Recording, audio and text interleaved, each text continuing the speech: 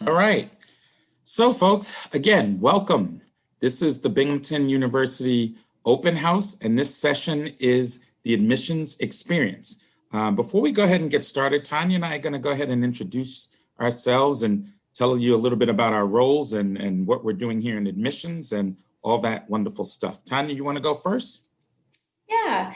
Hi, everyone. If you're just joining us, my name again is Tanya Barajas.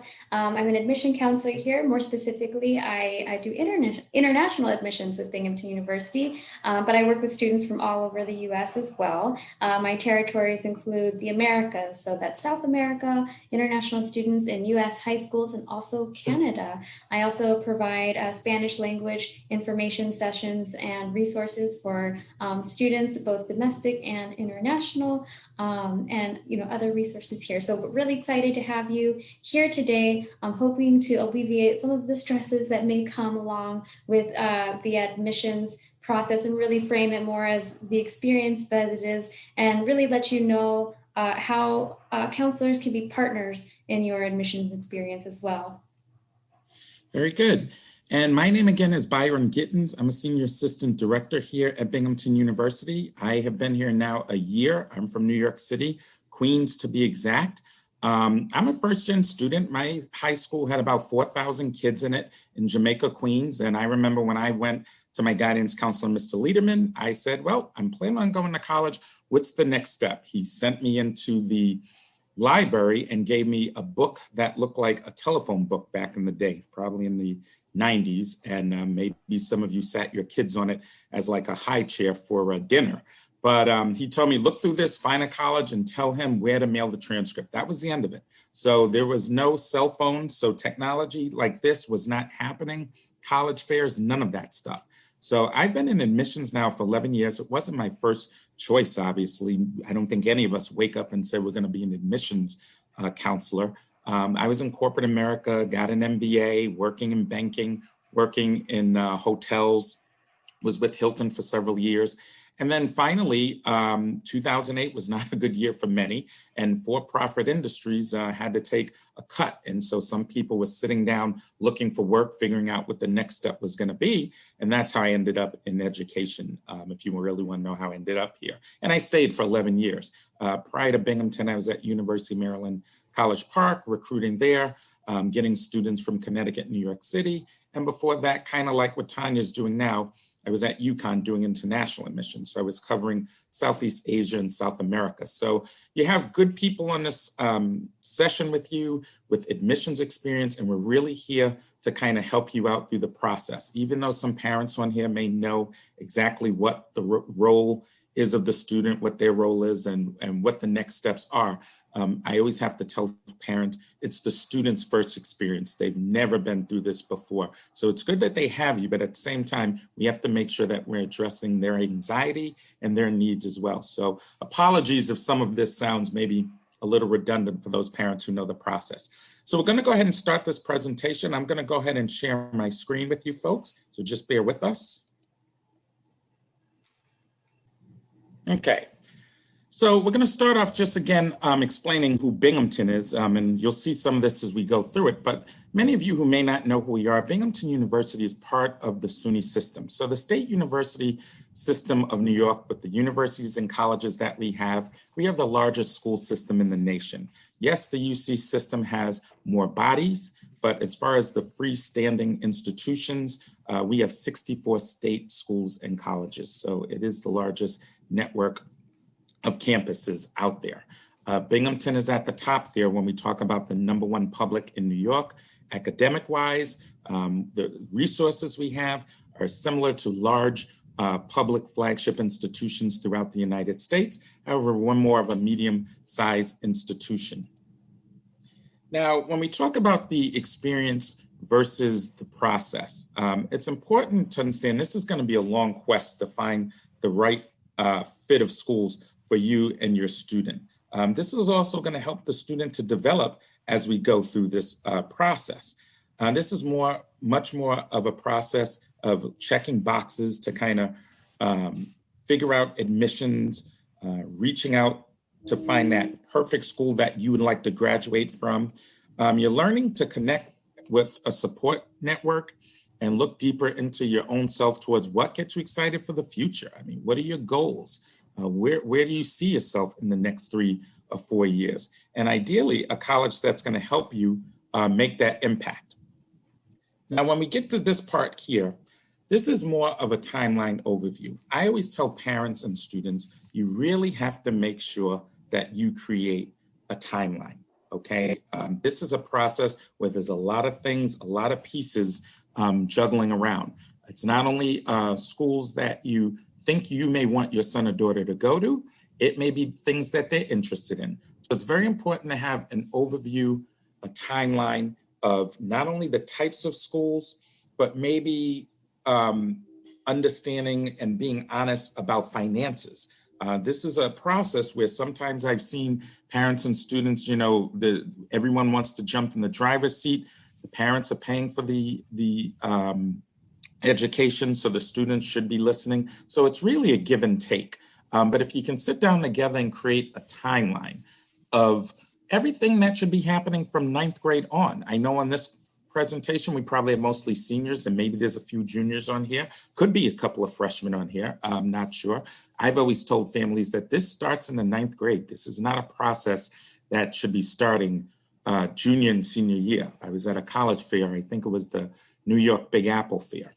And a mother walked over to me with her daughter and said, oh, my daughter's just in 9th grade. We got plenty of time before this starts. We'll be back in a few years. We just figured we'd do some window shopping.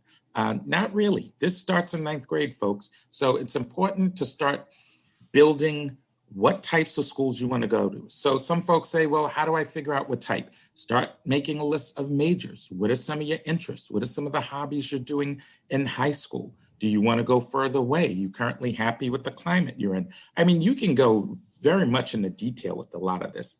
I remember when I was on the West Coast, where Tanya's from, I was literally talking to students in high schools that told me they wanted to be involved in medicine. And I said, well, have you ever thought about going to the East Coast? Well, I kind of like the nice weather and everything.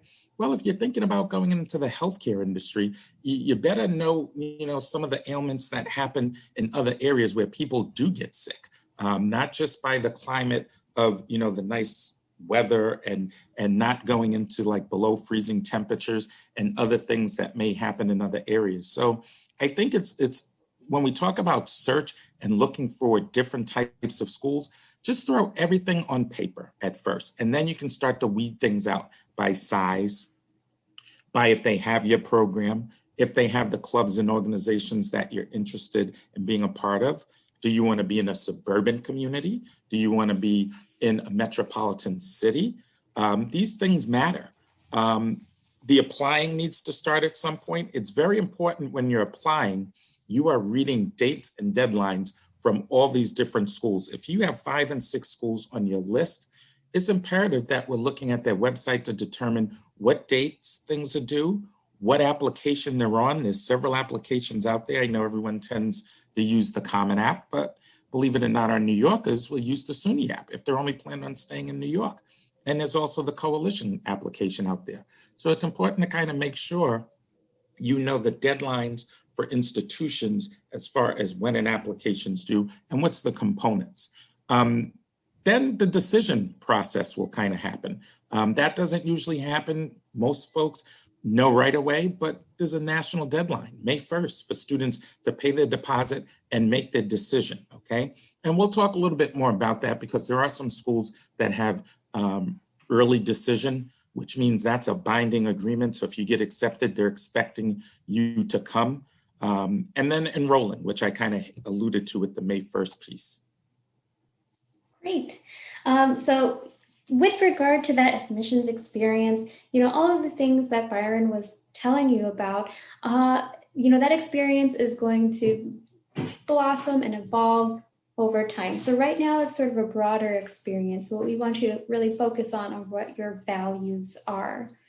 What are your values? I think for a lot of students, sometimes their values can start off as a relatively short list, and then again, that's going to develop and grow over time. I, as a high school student, I wanted to make sure that the school I went to had a very specific kind of a niche major that I was looking for. I wanted to make sure that it was closest to home. And what is close to home is going to be different for many students. For some students, close to home means an hour away. For some students, as long as they're in the same state, they're close to home. As long as they're on the same side of the Mississippi, they're close to home. So distance is going to mean different things to different people. And thinking about that and thinking about your values of where they lie in that area is going to be important as well. The other thing that I remembered, I wanted to have a particular experience of studying abroad. So that was important to me as a student at that time. So also thinking about the, why you want to go to school, to college, and the specific experiences that you want to have when you go to college, whether that might be studying abroad or being a part of a certain club or organization, or working with a specific professor. Maybe you read a book that was written by one of our professors and you thought, gosh, I want to go to school so I can learn with that person. That's not unheard of. We do have students who do that. Or maybe it's you want to have an internship and you feel like this is going to be a good program to support you in those goals. So that experience part, the admissions experience, is where we are in the cycle right now. It's really about being thoughtful, being mindful about what your values are. And then also for some students, it might be certain offices. We have a number of students who are in high school right now who may not feel so comfortable exploring their sexuality, for example. So having an LGBTQ office on their future college campus is going to be really important. Or having an office of students with disabilities office is going to be really important. So in addition to having that major, in addition to being an academically strong institution or being very well regarded, having a good reputation, having that support there, knowing that support is there for you is going to be important to know. So that's by looking at your values, that's one of the ways that you can develop a list. With exploration, you're doing it right now. So you are currently exploring already, and you can do that with open houses. We have another open house happening in November with virtual high school visits. Binghamton University is visiting a lot of high schools virtually this fall, and we will continue to do so. Maybe your school allows for those virtual high school visits, and maybe they don't. We also have virtual one-on-one appointments that students can make. We have chat hours that students can drop in on, and also social media is a great way to connect and engage with the schools and institutions that you are interested in. With regard to application types, a question that often comes up with application types is which one is the best, right? So these three application types, Common App, Coalition App, SUNY App, they all essentially function in the same way. They're third-party applications that service a variety of colleges and universities and tertiary education institutions around the US and in other countries as well. The way that they work ideally is that you can do one and it will be good for many schools and universities, right? The one that students tend to send most often is the Common App. So it's a good name for that application because it is the most common. And then the Coalition App has maybe a little over 200 member institutions, and then SUNY application is just for SUNY schools. So neither one of these three applications is going to give you more of an edge in the admissions process.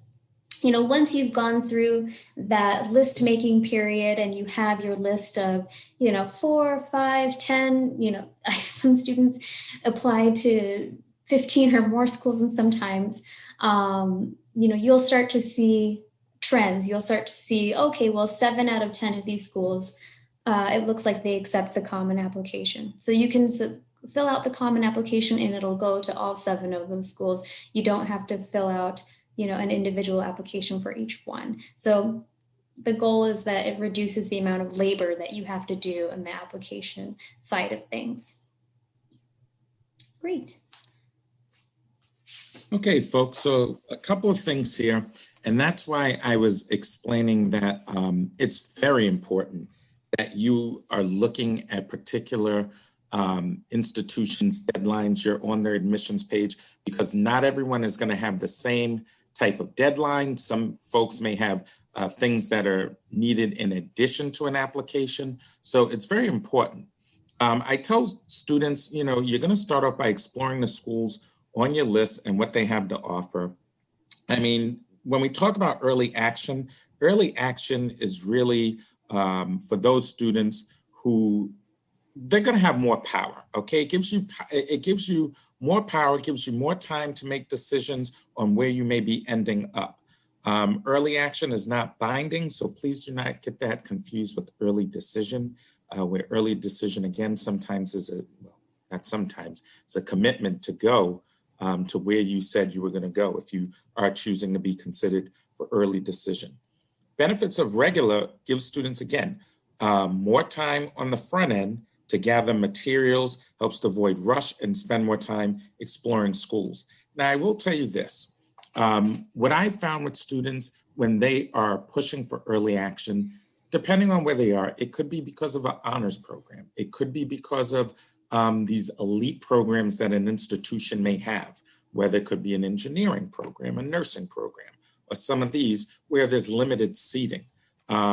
First come, first serve, meaning that, the institution that you're applying to is trying to make a class, whatever that class is at that institution. For Binghamton, when you're looking at early action, this is really gonna, again, have you looked at for an elite program such as engineering, school of management, nursing, these honors programs that we have, whether it's BU Source or it's even the freshman research immersion program, where there's only 4 of these in the nation at institutions, we're the only one in the Northeast that has it. So there's a lot of selectivity that is happening behind the scenes. Regular decision, everyone will still get looked at, everyone will still get reviewed, but also when people are being looked at for some sorts of monies that may be available, I mean, when the money's gone, it's gone. So that's one of the things I think early action tends to help out as well. Keep in mind also, we're going to talk about it more, but we are rolling decision. I'm bringing that up now because as I see it, if I think it's something that could help you, I'd like to discuss things like that. So when I talk about decisions being released, these decisions are not all happening on February 28th and everyone's going to find out. So we have some high schools where maybe we're getting 600-700 applications. Everyone is not going to find out the same day. Once we read an application, the committee's reviewed it and we're all set to release it, we may release it on November 22nd. Okay, believe it or not. So it's going to be rolling decision. Everyone that did do early action will hear by January 15th. So that's important to kind of understand that. Also, another thing I'm going to touch on here is decision types. There's different types of decisions that Binghamton releases. Many years ago, I know there were institutions that either you got an accept or you got to deny, and that was the end of it. There was no other option. So you just got to keep in mind, Binghamton being as selective as it is, being that top university in the state of New York, we get 40,000 applications for 3,000 seats. We're looking to admit people. So we are able to offer more than one type of decision. It's not just admit and deny. Some students may be put on a wait list. Some students may be offered spring admission. Spring admission is not a denial. That means you're admitted and we want you at the university. Some students may be admitted to our Binghamton Advantage program, okay, where they're going to take classes at SUNY Broome, but they're going to be living on the Binghamton campus for a year until they matriculate into the Binghamton academics. So these are all types of admit decisions besides the wait list that could happen. So it's very important that students understand those are not denials. So I don't think anyone should be thinking that it's inferior if they didn't get a full admit. So that's one thing that I will tell families and students to kind of keep their eye open for. EOP students are applying regular decision. So if you are looking to be part of the EOP program, which there are some different things that are involved with that, This is back to making sure that you're looking at websites, you're looking at deadlines for things, because EOP has some small nuances to it that needs to happen. You have to be a New Yorker 12 months prior to applying for that program. So there's a lot of things that are tied to that. Also, when we talk about special talent, if you're looking to be part of the music program or some other program, there's a couple of our special talent programs that you're not to submit until January 15th. You cannot submit early action. So with that, you reach out to your admissions professional or anyone. We'll give you this stuff at the end, but admit@binghamton.edu. That's the main email. That stuff comes into the admissions office, and we are there to answer those questions and make sure no one's falling behind. Okay, so Yeah. we're going to touch a little bit on gathering supporting materials as part of the admissions experience. So for all the schools that you're going to be applying to, it's likely that you're going to have to submit transcripts. So when big students submit transcripts to Binghamton, we're looking at the ultimate 3 completed years from each school attended. So that would be academic year 1920, academic year 1819, and academic year 1718. So we know that this has been a different year, and you're not alone. This COVID has affected everybody. Students are learning from home remotely. Classes have changed in some ways to pass no pass, and pass no pass means different things to different schools. You know, for some schools, pass is above a 70%. For some schools, it's above a 60 or 65. So, you know, this is information that we're going to get also from your school and from your counselors, the ways in which they have adjusted for COVID and the ways in which, students are still meeting the requirements for those classes and how they're doing that at home. So we are going to look at those 3 recently completed years, and we're also looking at trends. If you have any dips in your transcripts, you can feel free to let us know. Don't shy away. If you had a chemistry class that didn't quite work out, maybe that's not your strength. That's okay. That's nothing to be ashamed of. Feel free to address it head on. Let us know, what happened and how you overcame that. Maybe if you did, if you were able to take it again or get tutoring, or just decided, maybe I'm not meant for chemistry and I've moved on and this is what I'm doing now. That's totally fine. Letters of rec. So you want to give your recommenders plenty of time to get this ready for you. I would say about 2 weeks at the latest between when you ask them and when they can provide it for you. And then, of course, after you get a letter of recommendation, you must certainly say thank you to them.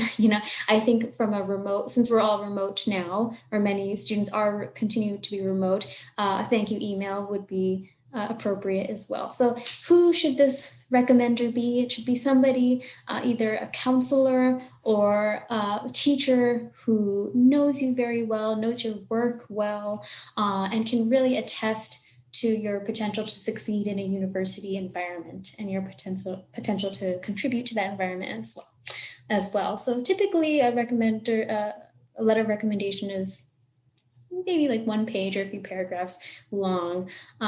We at Binghamton only require 1 letter of recommendation. Students can submit more if they want to. Sometimes students have more just because other colleges that they're applying to require more than 1. You don't have to. At the end of the day, if you feel like it's something that we need to have in order to understand you better as a student, then go ahead and submit it. But as far as requirements for Binghamton, we only require 1. With SAT scores, so in prior years, SAT or ACT were required for students to apply to Binghamton University. But we recognize that a lot of students have been affected by COVID. They haven't been able to sit for those SAT or ACT exams, or their exams are getting canceled. And so we're not going to penalize any students for not having SAT or ACT scores. That is going to be optional for this coming year. And actually all the SUNY campuses have gone SAT, ACT test optional for the coming year. Now, let's say you do have scores and you are very proud of them and you want to submit them, you can go ahead and submit them. That will be fine. But if you don't want to submit them, you will not be penalized in any way. Remember that SAT and ACT scores, this is just an extra piece of information. This is just a little bit more to let us know how you are academically as a student. And a student who submits SAT or ACT scores isn't going to be advantaged over another student who doesn't just because they have them. So, we do give you that option. For some students, they have scores from a year ago that they are quite proud of, and they feel like, they want us to see that so we can know them a little bit better. There are going to be other requirements if you are applying to something like EOP, or, they have additional documents that you would need to submit. If you're a homeschooled student, we need some additional documents from you. ROTC, we don't need documents for if you're interested in ROTC, but maybe you want to get in touch with our ROTC representatives. We can help you to connect with them. Talent, we do also have opportunities for students to submit a supplementary talent form, whether that's for painting or drawing or photography or theater or for music. You can do something like that as well. At the end of the day, all these supporting materials, your application, we're looking at it all together. We're trying to get a better sense of who you are, and we're trying to assess, if we bring the student to the campus, are they going to be okay here? So typically, if you're getting A's and B's in your high school, you're probably going to get A's and B's at Binghamton University. And if there's any anomalies or things that you want to explain, we're happy to hear you out. Yeah, and thanks for that, Tanya. And I'm just going to reiterate what Tanya said, because I do know that that's something that is constantly coming in with questions. When you have a university that has constantly had certain pieces of the puzzle that were used in factoring decisions, that standardized testing on, how you feel about it. Some students are asking questions, should they submit it? Should they not submit it? It's really up to the student and the family to make that decision. It's not for us. Like Tanya said, we have other factors we are looking at to admit. We will be looking at students' transcript, which I'm going to go into now. But as far as test optional, if you're on the fence and not really having a clear, concise picture if you should or if you should not, I tell some students, look at the academic profile of this institution for the previous year, if it's something that's always been part of their application, because Binghamton, we're not test blind. So if it is submitted, it is going to be part of the review process. If you're wondering what our profile was last year, the middle 50% was 1,300 to 1,450, with the math and verbal on that SAT, and ACT was 29 to 32. So obviously 25% had less than that middle 50%, but we will look at you for business, for engineering, nursing, some of the monies that we may have as far as merit-based without the standardized test. So again, that is up to the student and family. Do not have anxiety over it. No one's going to be penalized for not submitting. I will tell you though, if you are submitting that test score or not, there is a new part of this application, and it may come up later on, but the declaration sheet, a student does need to indicate whether or not they are submitting test scores. Once you make that decision that you're doing it, that decision's final. Early action, I kind of mentioned this.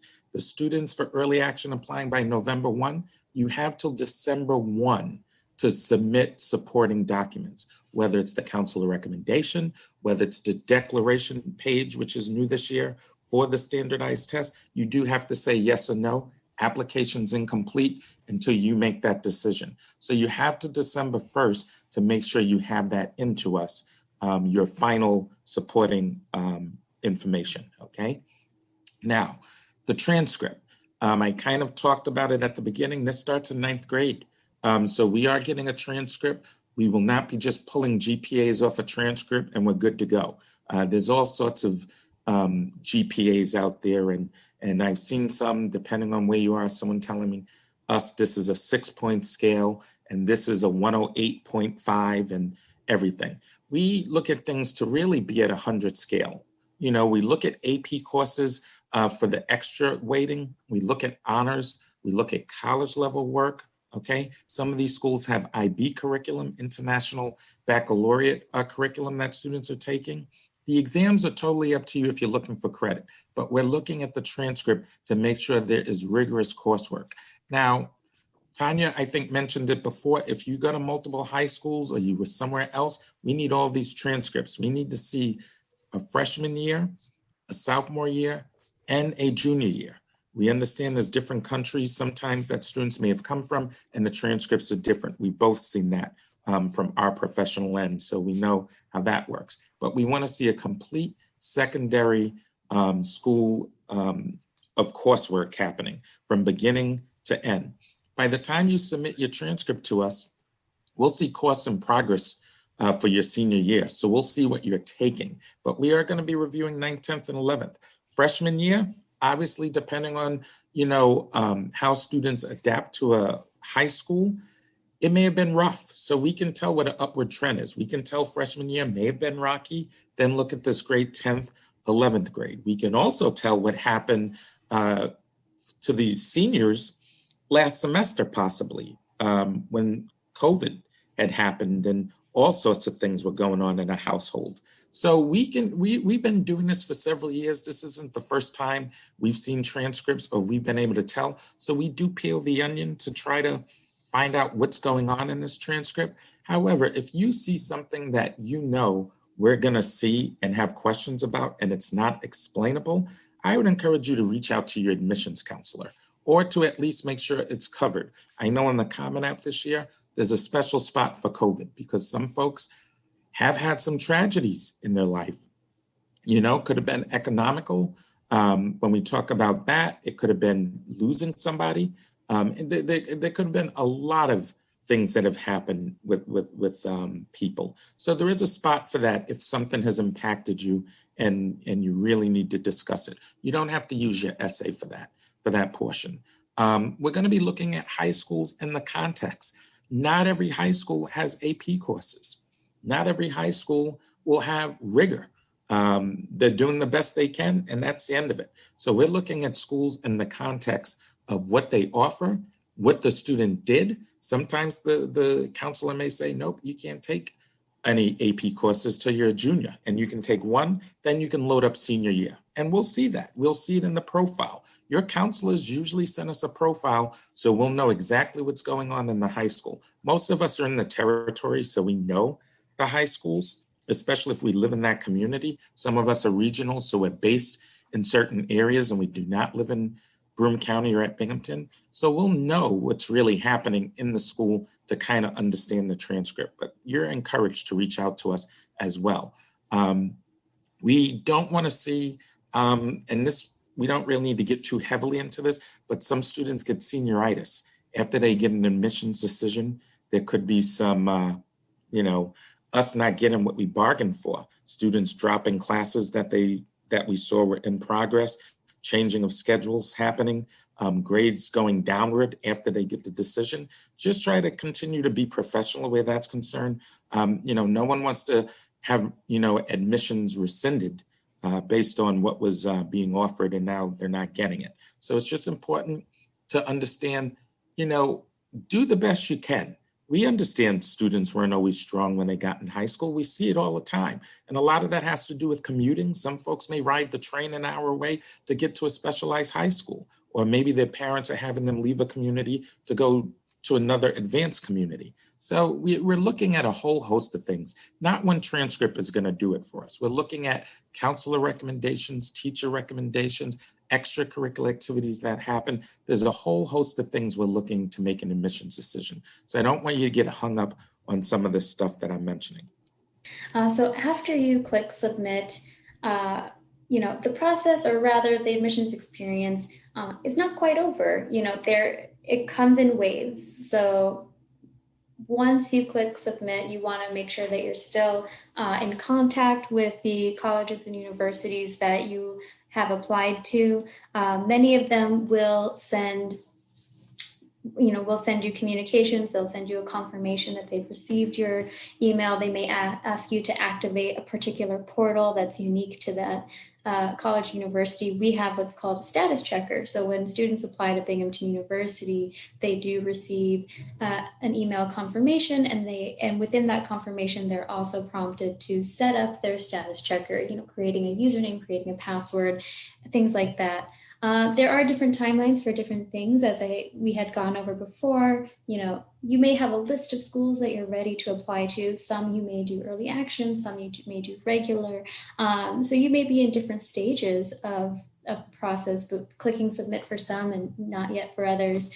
I think, with what students are going through right now, we are in mid-October. We're heading towards midterms for a lot of high school students. Later on, we're going to be getting into final exams. So your inbox is probably quite full, not only from communications that colleges and universities are sending to you, but also from communications that you're getting from your own high school. So what I would recommend highly is to have two separate email accounts, one for just your high school, and then one for just applying to colleges and universities and you need to check them both frequently. But part of this presentation today is to help diminish a little bit of your stress. And I think that really does help a lot of students diminish their stress, because they're not confronted with 40, 50 emails per day from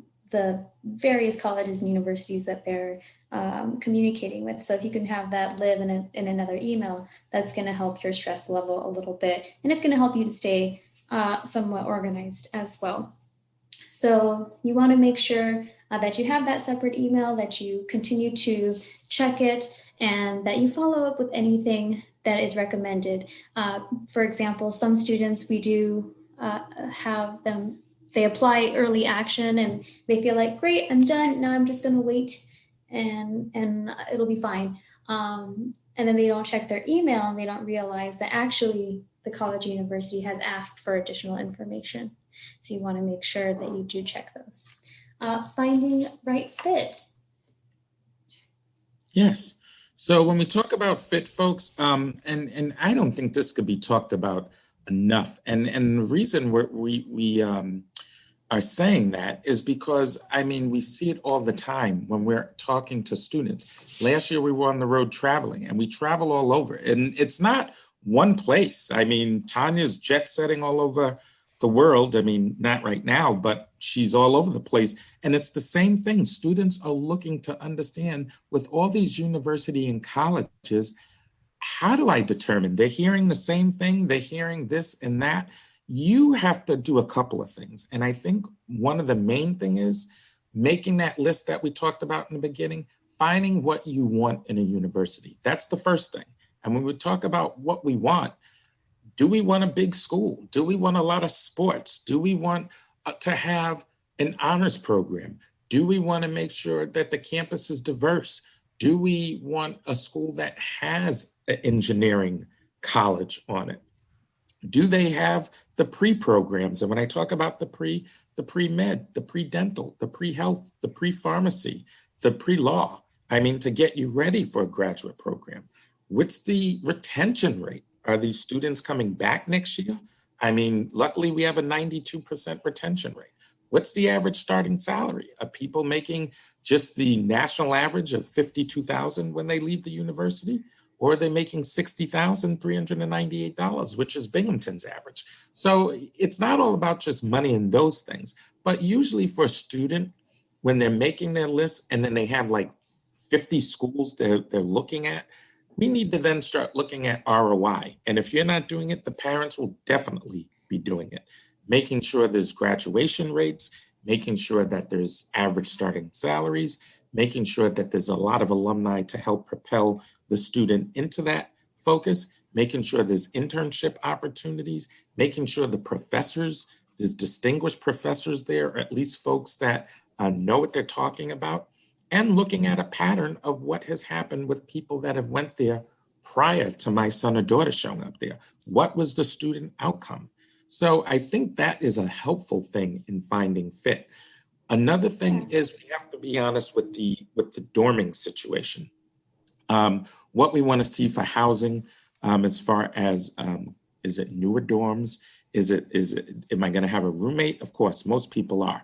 But are there communities? One thing I will say about Binghamton that I think is great, and I'm not pushing Binghamton today. I mean, we'd like you all to come, but I've worked at other places. One thing I will say is unique is the dorming situation. These are themed houses, if you will. Some of you seen Harry Potter. Well, that's what we're talking about, where there's traditions, themes, collegiate professors tied. One dorm college in the woods, they host a casino night every single year, where they have all of these tables they get, permits, and then they take the money and use it to go towards a charity of their choosing. So that's something to kind of think about, whether or not you're one of those people that are an extrovert or introvert, or you're nervous about meeting new people. One thing I will say, especially in this world of social distancing, this campus is 930 acres with a nature preserve of 180 acres, 6-acre pond. I mean, there's a lot of spreading out on this campus. You're not going to have 20, 30,000 kids though. It's only 7,600 students that live here, and our undergraduate population's 14,000. Binghamton's going to be in the hills. So if you come from Queens like I do, just know you're going to be in a suburban community. This is a college town. This is not, anything you're going to see that's going to look like downtown Boston or Miami, Florida, or, the Upper East Side. Tanya, you want to talk a little bit about the community? Yeah, absolutely. So the Binghamton University community where we live, it's kind of the best of both worlds in that students do have access to that beautiful nature. Right behind where we are, we do have a little over 180 acres of natural land, part of our nature preserve, which includes 11 miles of hiking, over 200 species of birds, and just a beautiful place to watch the four seasons go by and kind of evolve. And it is very different. I mean, I think there's about a 5 to 10 degree difference from Binghamton, the greater Binghamton area, and maybe New York City. My in-laws are in Brooklyn area. So when I go to them, I do notice that there is a climate difference there. Part of that too is because we have two large rivers that meet here in the greater Binghamton area, the Susquehanna and the Shenango River. So there's a lot of water, and then all that water creates a lot of greenery, which is really beautiful. And then, it is the best of both worlds because we're not in a secluded space either. Greater Broome County, where Binghamton is located, is home to a little over 190,000 residents. So it's quite a sizable population, and it's enough to support, our downtown center where we have restaurants and cafes. We have a minor league baseball team, a minor league hockey team. We have Tri-Cities Opera Company. We have Broadway shows that come through, and we have festivals and events that take place all through the year. So you do have a lot of activity on and off campus, and that wonderful, access to nature as well. So here, folks, we just kind of want to make sure, and then we're going to open it up to some questions and answers. So feel free at this time to start typing things inside the chat is not working for you, but you can put it in the Q&A box.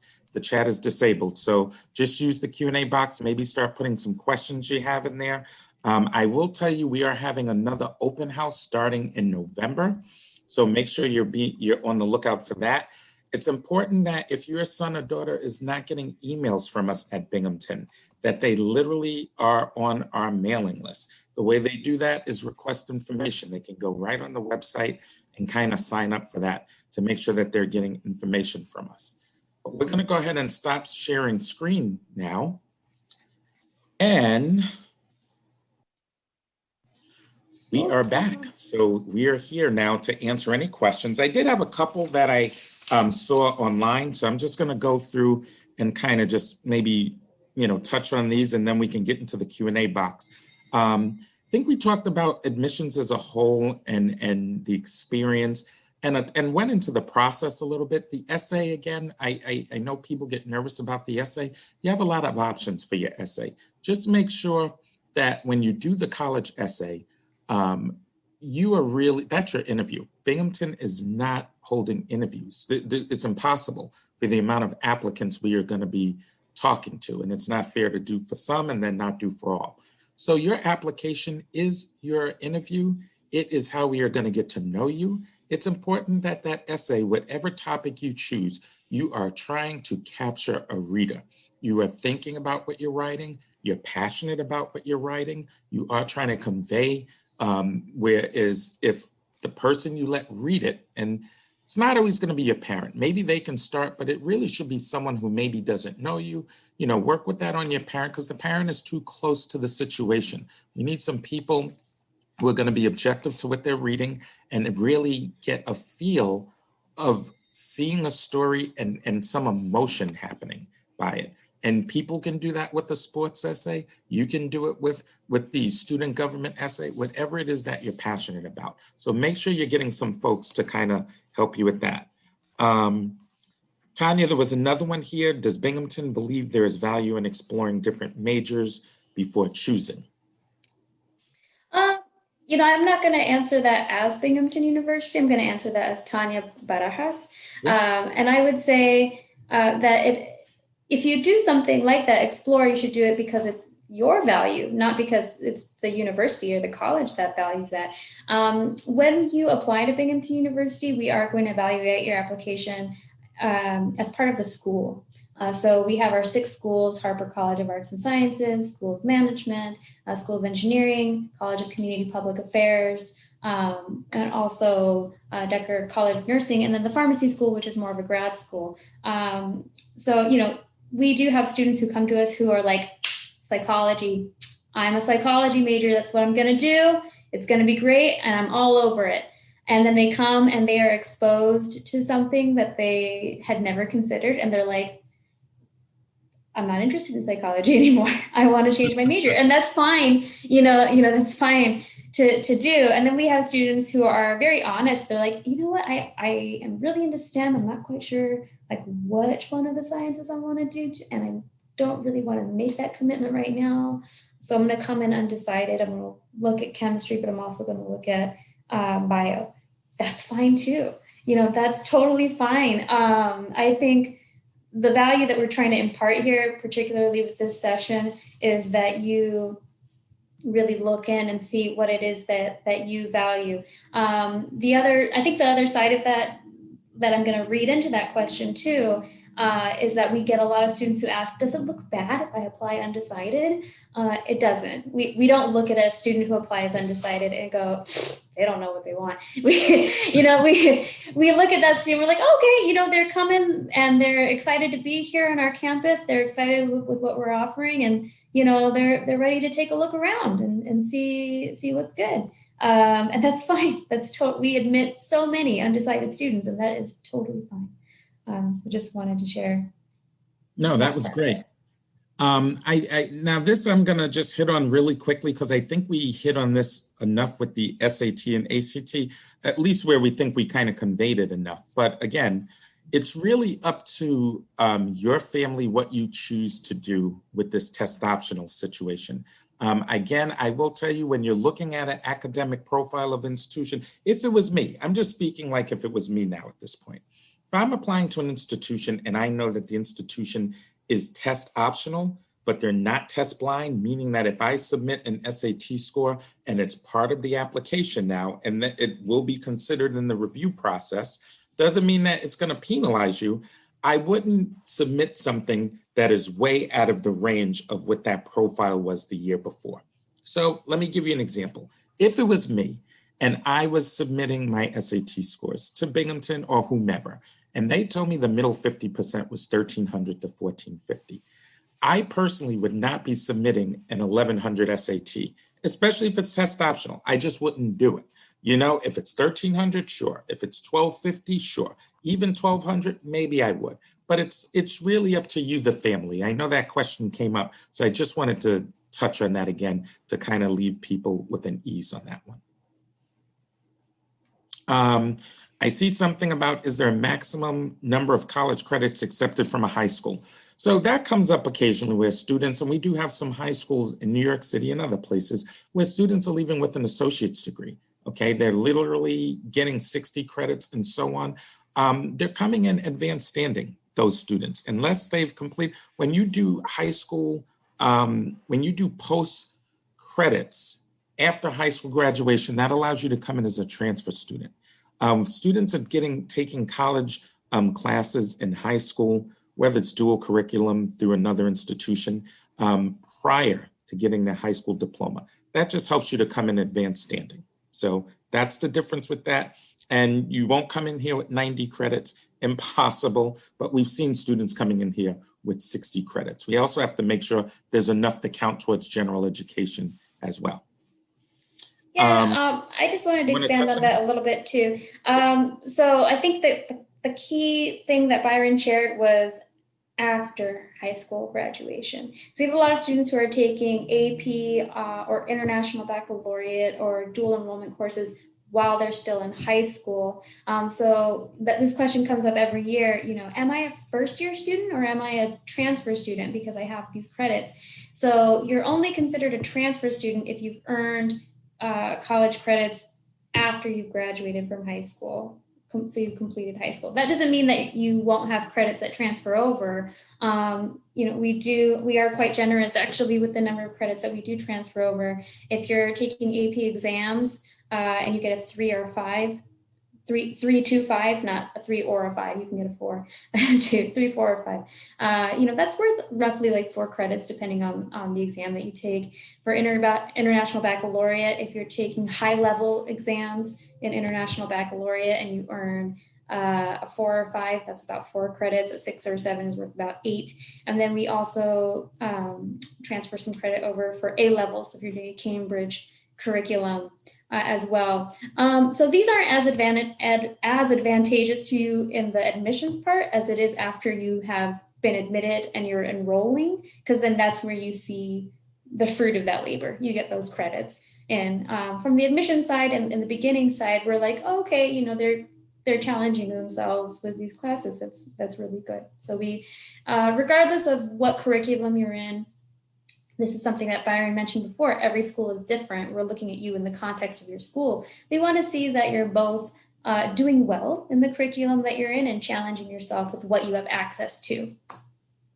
Right. And thank you for that, Tanya. I saw someone had put something in here about a major that you will not see at Binghamton. Like, we don't have an interior design program, but there are some components here that with certain majors, we can create a major. So I know one component when we start talking about interior design, we do have to have some sketching ability, some graphic design, and things of that nature. We do have an art and design program. So certainly you can reach out to us. We can certainly put you in touch with the advising office. We wouldn't want to tell you, yes, you can certainly create an interior design program here, but there are a lot of majors that we have at Binghamton.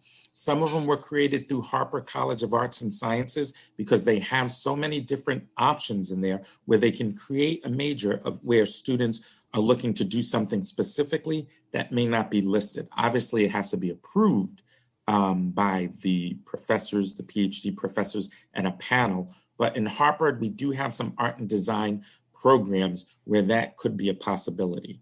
One other thing I saw in here, again, back to that test optional part, are the declaration letters for test optional part of the Common App. No, this is something specifically from Binghamton.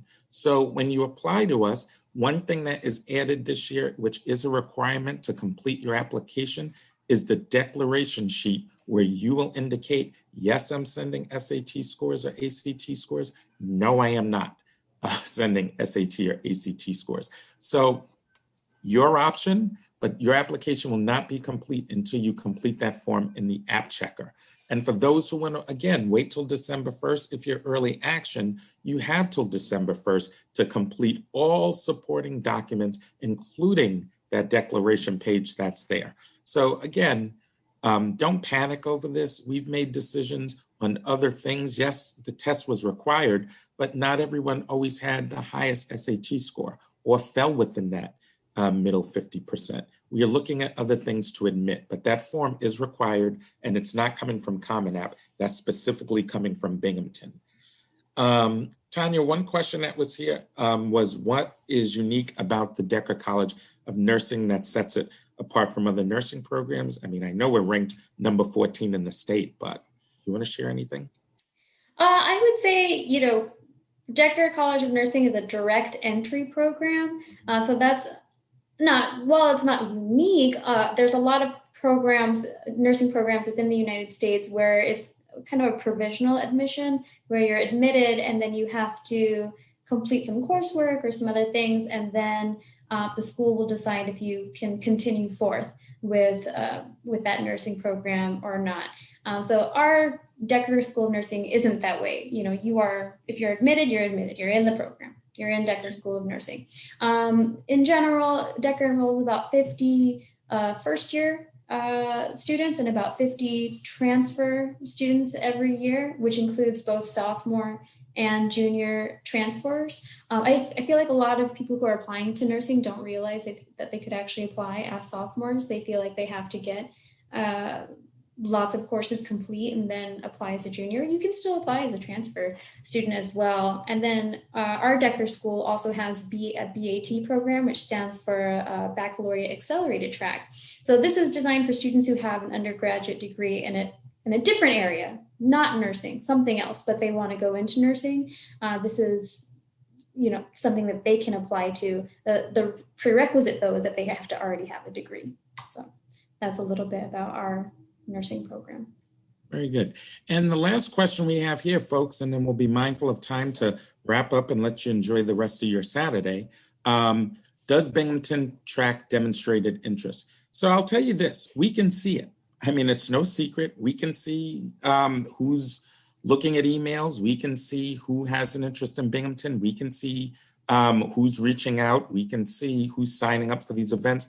Absolutely. It's not a main factor in our decision-making process. This is not what's going to do it for us. I mean, we're looking at a whole host of things, but yeah, we'd like to see someone who's interested in Binghamton. If there's 2 seats left, I mean, and we have 4 people, I mean, and this person, and everything's pretty much equal there, it's what we want on campus. I mean, someone who has a strong interest, I mean, why not? So I would just say, yeah, we want, we don't want to see an essay, and this has happened to me, where it comes over and it says, all these great things about the university, and then it closes with, I'm looking forward to being at the University of Michigan. I mean, that, we don't want to see that. So I would say interest is important, but I mean, we really just are combing through students, making sure that we are who you want and, we want you. So we are putting a fit together here. Just as much as you're interested in us, we're interested in you as well. Last question we'll take. I think it was back to that declaration sheet again. It's in the app checker. So when the student submits their application, it's inside the checker. The students will have access to see their checklists. They will see what's missing, what needs to be completed, and it's right there where they would go and make that decision. Again, if you want to take till December 1st to make that decision, if you're an early action applicant, go for it. But what I do want to let you know is once you make that decision, that's it. Unless a testing center closed on you or something happened like that, we need to make sure that students understand once you decide, that's it, okay? Yeah. So we've come to the hour. Just wanted to say thank you so much for being with us today. It's a beautiful Saturday here in Binghamton. Hopefully it's beautiful where you are too. We know that there's a lot that you could be doing with this time right now. So we really appreciate that you took the time out of your day to learn more about Binghamton, and hopefully what we shared with you makes you feel empowered. Again, a lot of times students and families might see counselors as like the gatekeepers of the university, and we're not. We want to be partners. So there is no there's no limits on to the number of questions that you can ask that we would be happy to answer for you. So I went ahead and put our email in the chat at admit@binghamton.edu. So feel free to email us if you do have further questions, and to look out for our upcoming events that we may have. So thank you so much and have a great day. Take care, folks.